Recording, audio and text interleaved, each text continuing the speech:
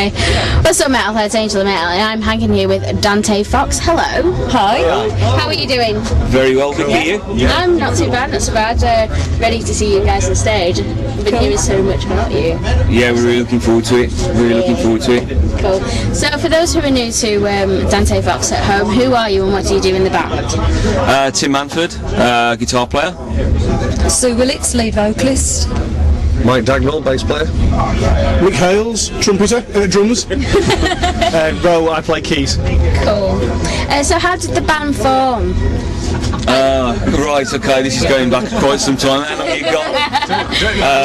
Yeah, just 2 seconds. I was in a band called Radio Moscow, which was Brian Tatler from Diamond Head. It was his old band. I actually replaced him.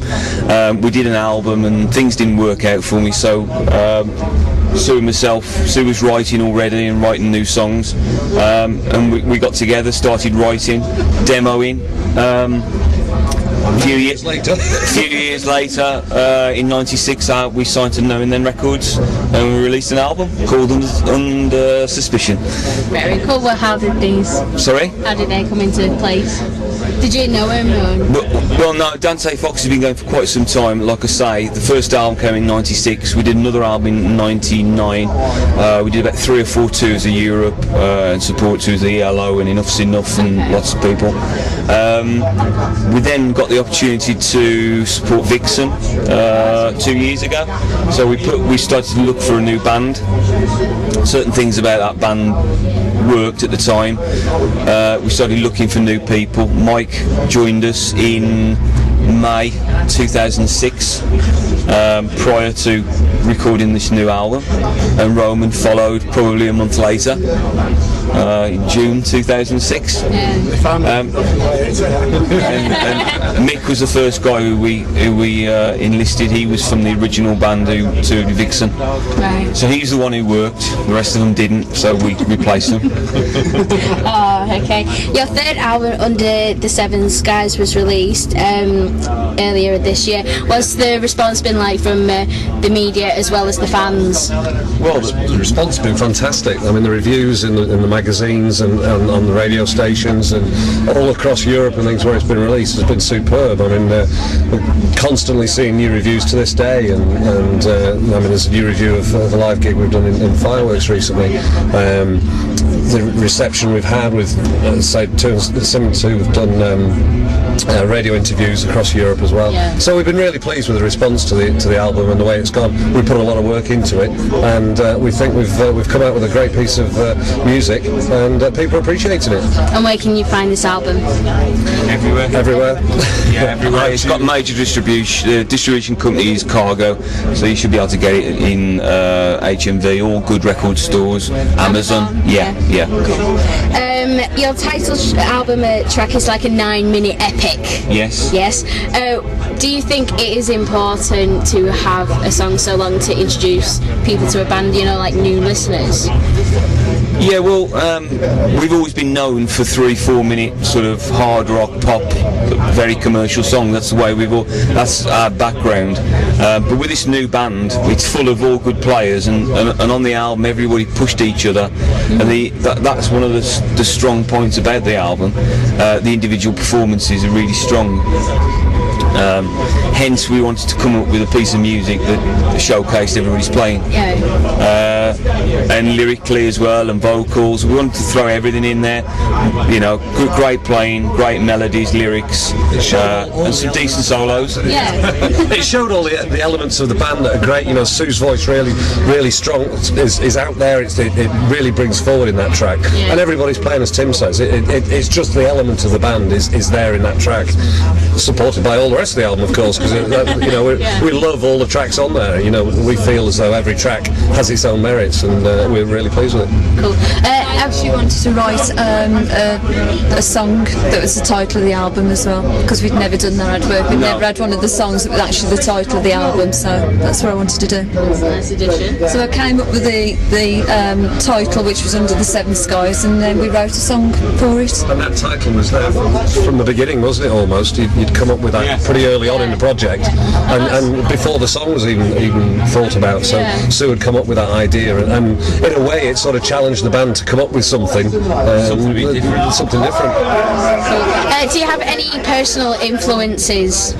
Can I have individual answers, by the way? Sue? All the normal Heart, Derby Mills, people like that. So, and White Snake when I was a younger lady. So all the normal, really. You know, everybody. You have influences from bits and pieces. I even used to like, God, what was the name?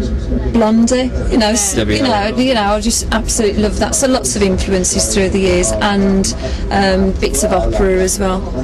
And who's the other one? Quite a variety there. I can't think. Steve Perry. Yeah. Oh, loads. Yeah, it's got Journey, all the normal again. Journey, White Snake, Gary Moore, John Sykes, those kind of guitar players. Just good songwriters, really. Yeah. We'll go around. All right, all sorts. I mean, a big cross section, really.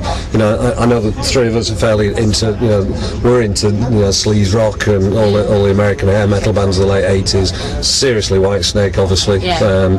You know, that's one of all of our favourites, I think. But and the melodic rock scene bands that are out there. As Tim mentioned, the Journeys and the Totos and the bands like that. So yeah, everything really. Virulin, John Bonham, Zeppelin, stuff like that. See, all of the above. Okay. You shared a stage with the girls' school before in 2005 along with Vixen. Now, they're female-fronted bands, and this is a question to Sue. Do you think as a female vocalist you're faced with more challenges?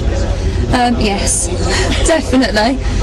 The one being that apparently female-fronted AOR bands are not as popular as male bands.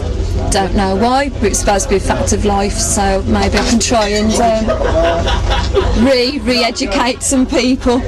But I don't fall over. What's been me, I'd have been okay. You made it cooler.